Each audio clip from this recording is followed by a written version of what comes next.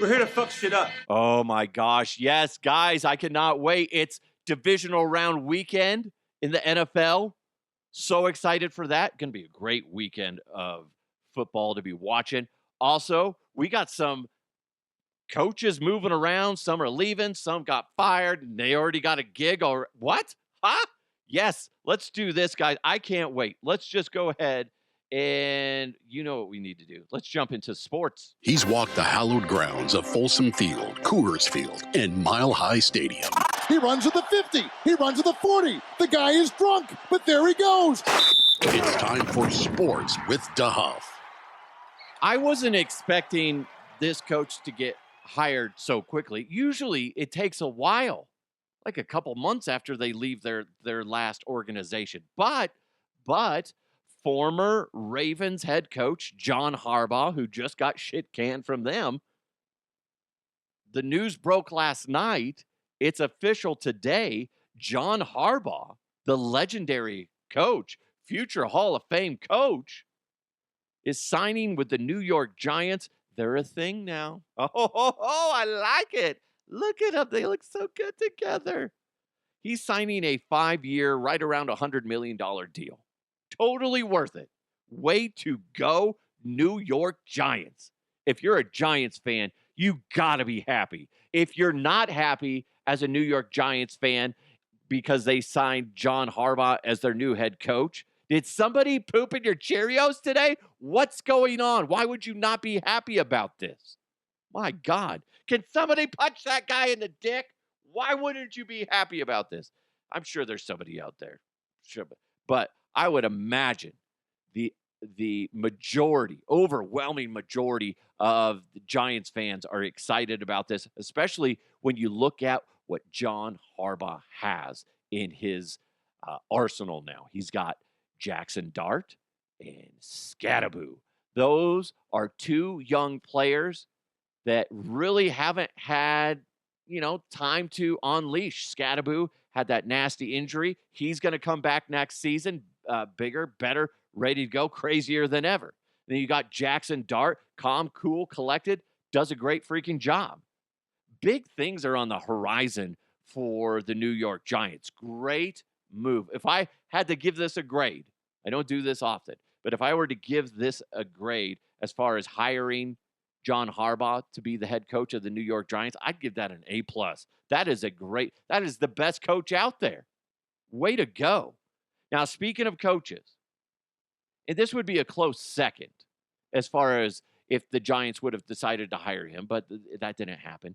After 19 seasons with the Pittsburgh Steelers as head coach, Mike Tomlin stepped down as the Steelers head coach. I don't know officially why. I don't think anybody really knows why yet. You done messed up, Aaron! You can't blame Aaron Rodgers for that. That's mean. No, God.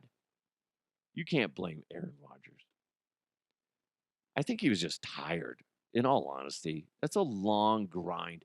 He was 19 seasons as the head coach, plus when you add in when he was a coordinator, he's been coaching for a long time. It's a big grind. If he ends up not coaching this season and just taking a season off, I'm fine with that. And I think more guys should do that. Maybe he goes in and tries his hand at media. That's what Sean Payton did a little bit. So who knows what Tomlin's going to officially do, but I wouldn't be surprised if all of a sudden, hey, the Miami Dolphins sign him or something like that. He's an amazing head coach, future Hall of Famer. We're talking about John Harbaugh being a future Hall of Famer. Mike Tomlin, no-brainer, future Hall of Famer. Why? Look at his record. 193 wins as head coach for the Steelers. 114 losses, only 2 ties. The ties is kind of a bizarre thing, but whatever. His second season as head coach of the Pittsburgh Steelers, his second season, they won the Super Bowl. That's amazing. Now, that being said, they didn't do they didn't win any championships after that. But in 19 seasons, 0 losing seasons. That's impressive. All by itself, that's impressive. He did have 3 seasons where they were sitting at 500. Obviously, now with 17 games, that's not going to happen again. But as long as you're over 500 now, that's impressive. The Steelers are looking for only their fourth head coach since 1969. Holy cow. Think about that, Broncos country. Holy shit. How many coaches have we gone through? There was, you got the 80s, 70s, 80s. It seemed like, they were, I don't have the list in front of me, but it seemed like, you got a job, you were in it for a bit. And then after Shanahan, it just kind of was like, oh, God, miscellaneous coach. Then you get Kubiak and things would go well. John Fox, those were good coaches. And then poop. And now the Broncos got Sean Payton. So that's really cool. So I'm going to go back to the Steelers real quick. I know Steelers Nation really wanted Tomlin out. They were calling for his job last year. They were calling for his job mid-season. They won the AFC North. They did. They made it to the playoffs. Now, that being said, they were one and done, but they made it to the playoffs. Steelers Nation. He might not come out and say it, but you essentially pushed out a Hall of Fame coach and said, we don't need you. Take it from a Broncos fan. Good, great head coaches are very hard to come by. It took a while for the Broncos to get back on that track. Now they have a great head coach in Sean Payton. But it's hard. It's hard to find the good ones. Not only is it good, you might find a great head coach, but then you need to find a great coaching staff to surround it. And you need players to buy into what they're selling. So, Steelers, you might be in some, in line for some rough seasons. You might. Now, you might be lucky. You might get a great head coach that just, signs up and does like what Tomlin did and causes some noise early. Hopefully that's the case. I mean, for if you're a Steelers fan, but it's just not necessarily a given that you're going to find somebody good. I'll tell you what's going to be good is this weekend, divisional round, we're going to work backwards all the way to the very first game, which is the Bills and Broncos, which I think is going to end up being the best game of the weekend. But like I said, divisional round preview, working backwards. We're going to start with Sunday afternoon. We got the Rams at the Bears. This should be a good, back and forth game. Okay. It's going to be very gritty, partly because it's going to be extremely cold. Extremely. This is Chicago cold. This isn't Denver cold. Denver cold's, we don't have that much humidity. Up there, it's different. Plus, you got the wind. It's going to be nasty weather conditions out there. I don't know if it's going to snow, but the cold alone is a problem. Now, looking at the Rams, they had a lot of flaws exposed against the Carolina Panthers. Carolina Panthers should have got rolled over by the Rams. That wasn't the case. So this might be a lot closer than people think. Caleb Williams needs to get his shit straight and go out there and unleash. So when you mix in the fact that the Rams, struggled against the Panthers, it's going to be cold. You're in Chicago. It's going to be a tough battle. But that all being said, in my heart, I just don't see the Bears powering through this. I want them to. I do. I just don't see it happening. I think Matthew Stafford and his Rams are going to take over the Bears and win this one to move on to the NFC Championship game. Now, early on Sunday, you got the Texans at the Patriots. Houston's defense is frightening.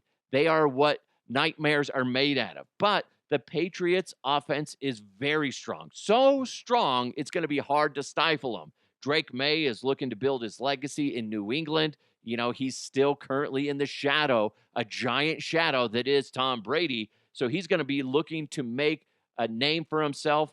But can he do it? I don't know. They got all the pieces. You know what? I do know. Take the Patriots to beat C.J. Stroud. Hey, CJ, why don't you show up and try to contribute a little bit more to the game? They're gonna get beat by the Patriots in this one.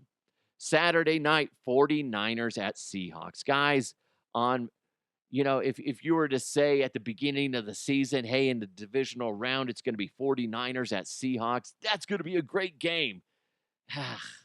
No, it's not. It's not going to be because the 49ers are so banged up. It's not going to be a close game.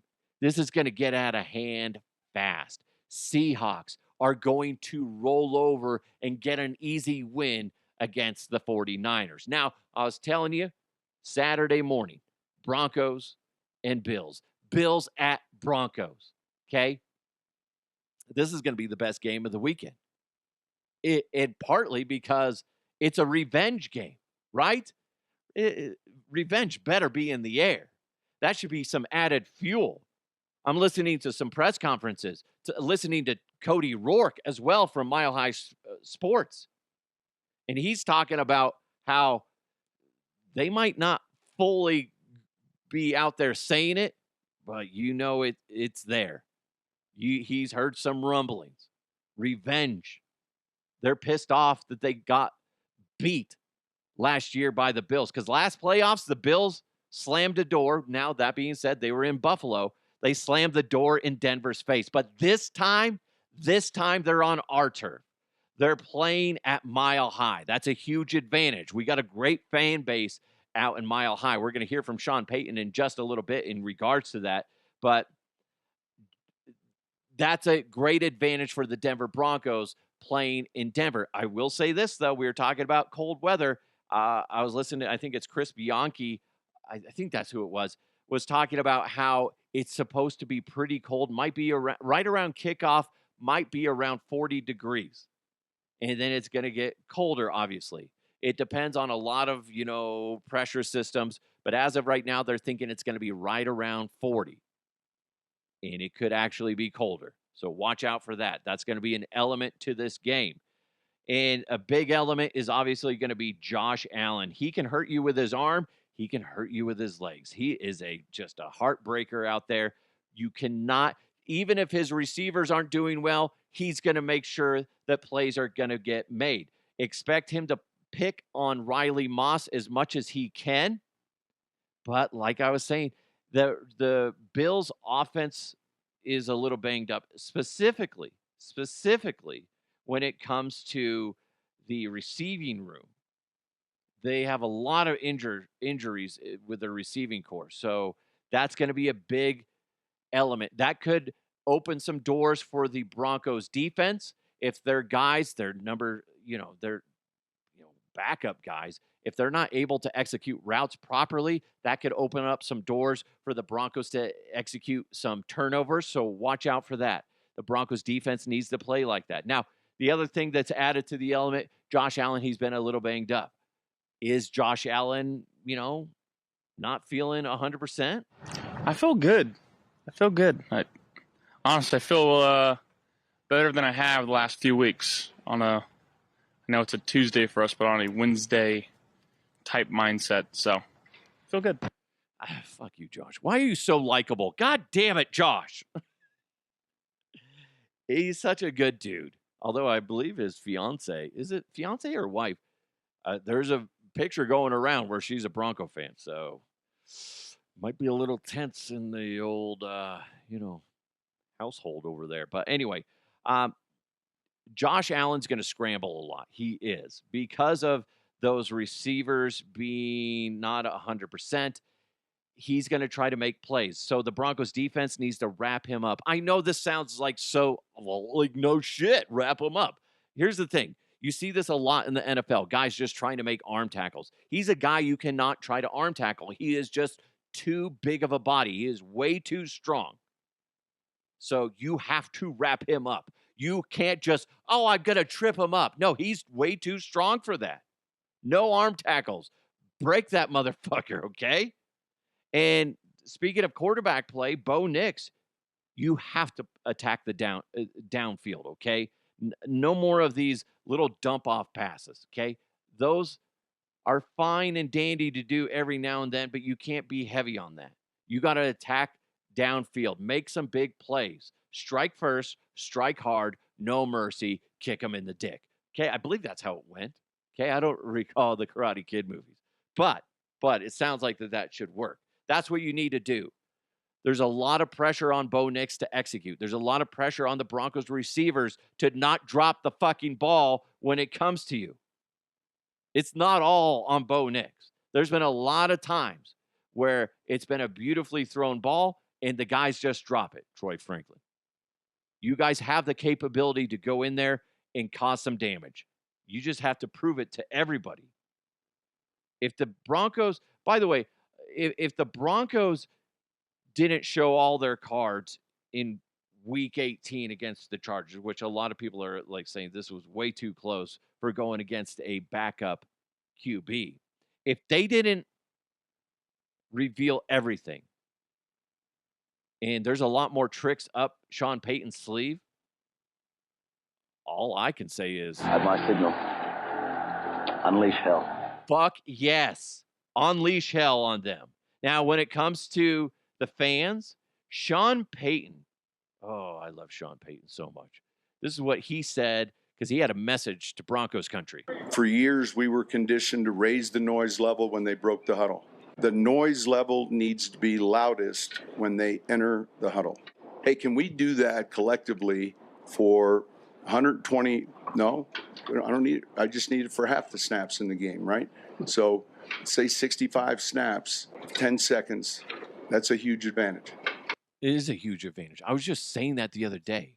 Swear to God, Sean listens to the show. We'll get to that in a second. But that's the point, guys. You got to make noise. I literally was just talking about this like 2 weeks ago. Enough of that shit where you wait to cheer when they're at the line. Fuck with their heads when they're in the huddle. It makes no sense to me. Especially, maybe it's because I'm watching from home and I'm like, why is it so quiet when they're trying to relay the play?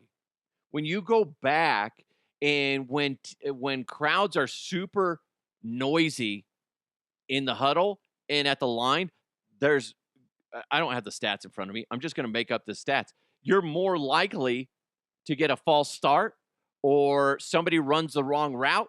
There's going to be something that gets jacked up for the offense. So, Sean, I'm 100% behind you. I was just talking about that. Sean, let's be honest. Just you and me, real quick. Come on.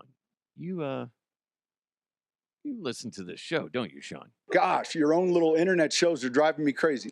God, Sean. Jeez, I'm just saying, Sean, do you listen to the show? And if you have, what'd you think? I mean, it was a little bit of a cluster, you know what? Dude, he totally listens. If he says my show's a cluster, you know what? Oh, yeah. Signed, sealed, delivered. Thank you so much, Mr. Sean Payton. Bo Nix is excited for this game, and he's. I'm going to play you some sound where he's talking about last year's team for the Bills and how that compares to this year and what the mindset is for this Broncos offense. They're a similar team, same players, same coach, same quarterback. I know they've dealt with some injuries, but I imagine some of their guys will be back.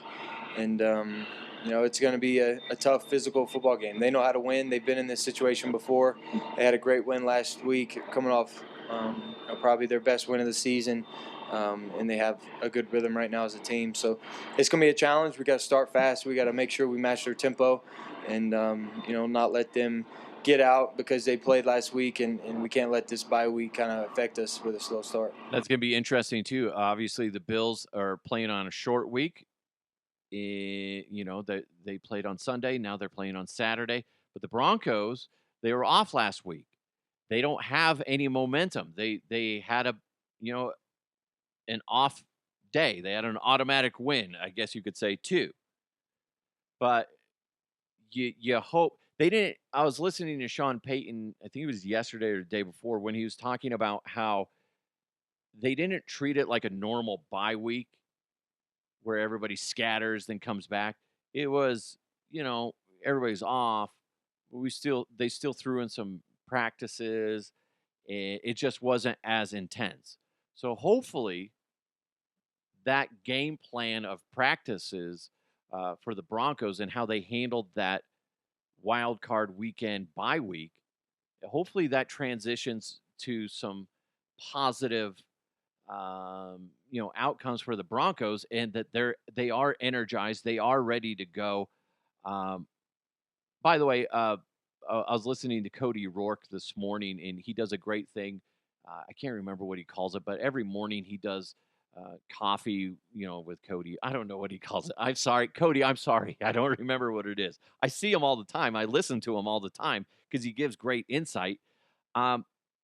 J.K. Dobbins, not going to be back, obviously, for this week. Most likely won't be back next week either if the Broncos advance. But there is a good chance, that he could be back from that Liz Frank surgery in order to play if the Broncos are good enough to advance to the Super Bowl. That is a possibility, which is crazy to think about.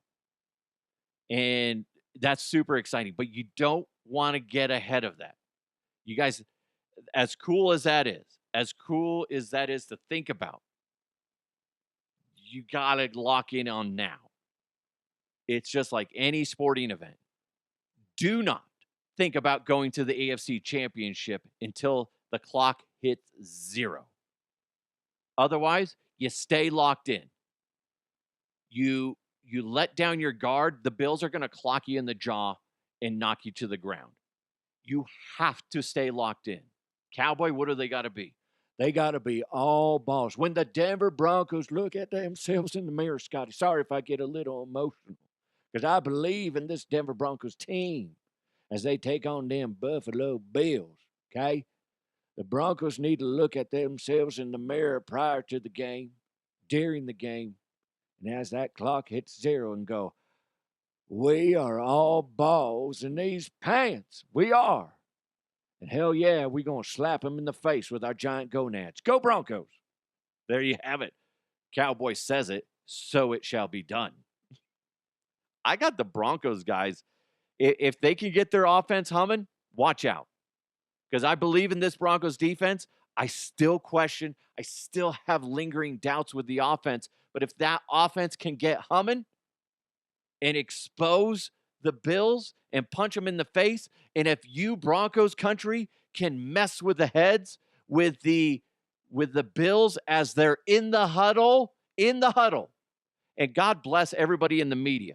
I posted the video on my social channels, and I know a bunch of other places did too, because the word needs to get out. No more lazy watching from the stands. And what I mean by that is exactly what Sean Payton said, because he listens to the show, allegedly, is make noise while they're in the huddle. Put yourself in that position. You're the quarterback or you're the players trying to listen to the play and you can hardly hear shit, and you're sitting there go, did he say this? I think he said that. I'm just going to piece it together. And then you go up to the line. They're still noisy. I'm not really sure what count he said. And then you either get a false start or you're running the wrong direction because you misheard. That is a huge advantage. Not only is there a lot of pressure on the Denver Broncos offense, there's a lot of pressure on you, Broncos country, for going out there and abiding by what Sean Payton said. You got to go out there and show up too. Take his words, run with them. You got to. Don't just fuck with them when they're at the line. Fuck with them when they're in the huddle. A lot of pressure on Broncos country. But I'll say this, at the end of the game, I believe in Broncos country. I believe in the Denver Broncos. That's why I got the Denver Broncos beating the Bills and advancing to the AFC Championship game. You're welcome. You're welcome.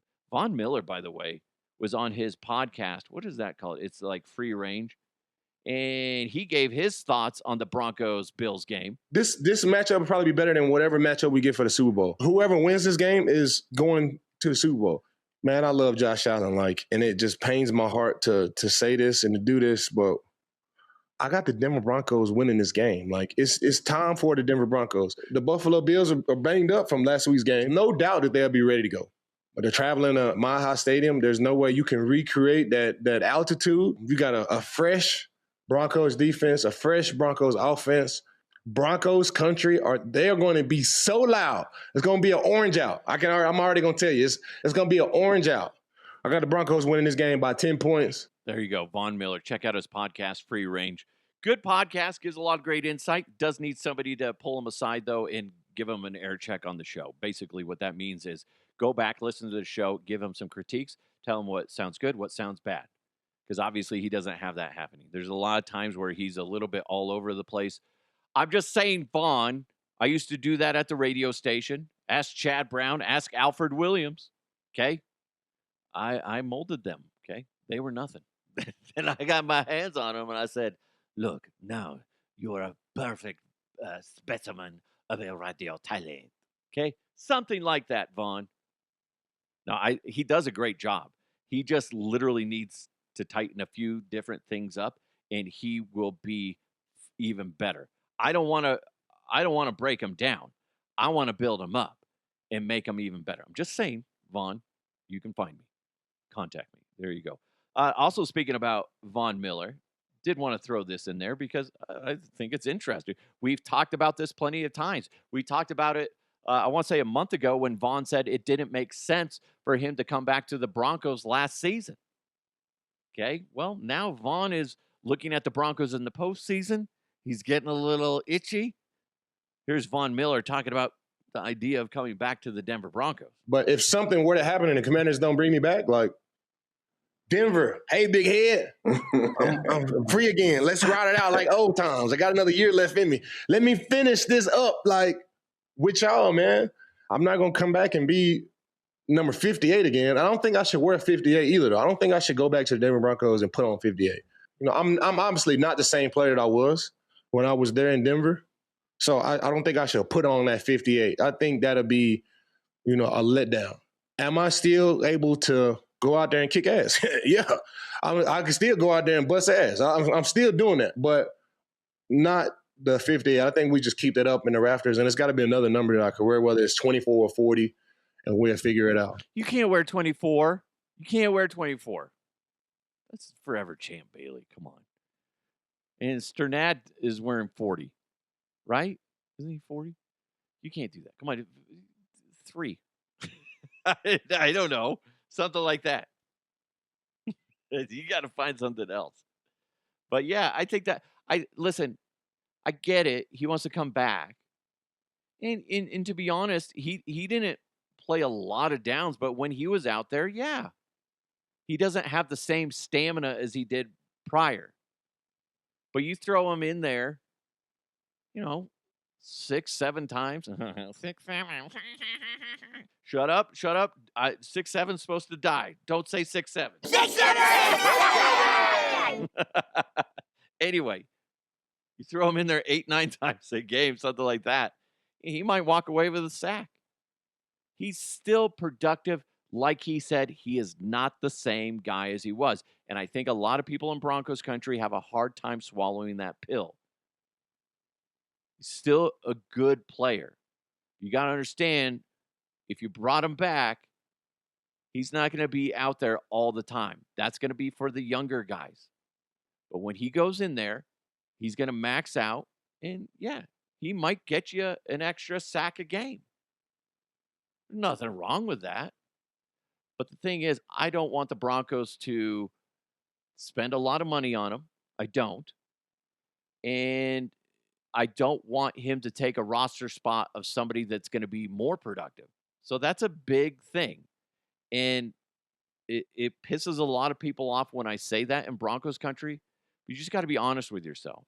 At the end of the day, I'd be fine with him coming back to the Broncos, retiring after a day contract like a lot of guys do. I'm fine with that. And then bring him on as a consultant for the defense.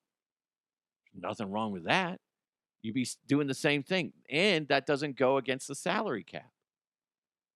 So, I mean, there's a couple ways it can go. I'll be curious to see what ends up happening. But ultimately, that's fine to think about. But right now, I want to think about this current Denver Broncos team. Because I believe that they can go in there to Mile High, defend the home field, and beat the Bills. But a lot of that is relying on the Broncos offense being effective, scoring when you're in the red zone, scoring touchdowns in the red zone. The Broncos defense creating turnovers, harassing Josh Allen, containing him, and Broncos country bringing the heat and messing with the heads of the Bills when they're in the huddle, like I've been saying. And Josh Allen can't communicate properly to his team because you guys are so noisy from the huddle all the way to the snap of the ball. Just like Sean Payton said, because there's a good chance he possibly listens. Okay? Just saying. Just saying. You're welcome, Sean. Do I get a check for this? Oh, hold on. It's a good point that I just brought up to myself. If Sean Payton is picking my brain and they win a championship, Sean, I'm just saying, Patrick Smythe also, just saying, just you can measure my ring size at any point. Just let me know. Let's not get ahead of ourselves, but I will gladly take a Super Bowl ring if we get to that point. Also, you can make your checks payable to DeHuff Studios LLC as a consultant. Because what did we say? It was that one I was talking about, and then like 2 weeks later, Sean says it the other day about making noise not just at the line but in the huddle, because it's such a no-brainer, right? And then what was the other thing that I was talking about? And then he brings it up like a few days later. It's really bizarre. It's either him listening or somebody else, somebody that's close to him that has his ear.